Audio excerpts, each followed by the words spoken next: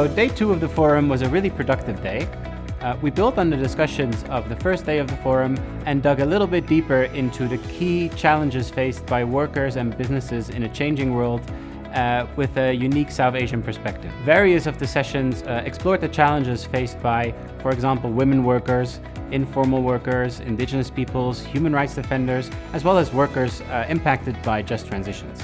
Perhaps the strongest message that we heard today at the forum was the need for greater collaboration and a coalition of governments, business, and civil society from the Global South to ensure that workers are not left behind.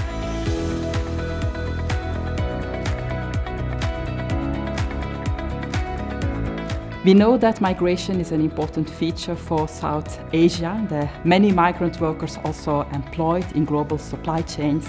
They make an important contribution to sustainable development, but at the same time they're also very vulnerable to discrimination, exploitation and abuse.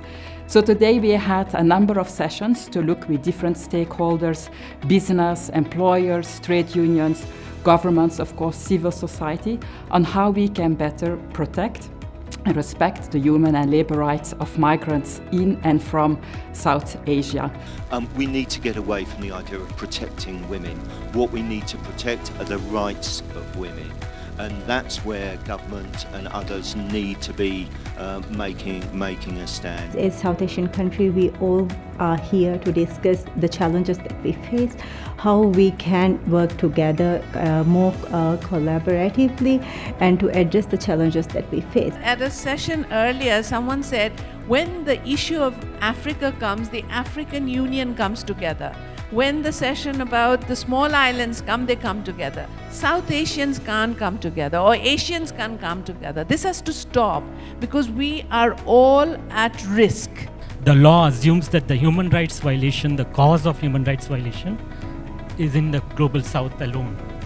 The cause of the human rights violation might take place in Global South, but the causes are in the Global North. And any legislation should try to address that cause. If it is not, it is going to enhance the human rights violations. That's the first one. Second reason for that is, I see in the last 2 years to 1.5 years, after a long time, I think the Global South, Global North CSOs and Global North governments are almost united. Right?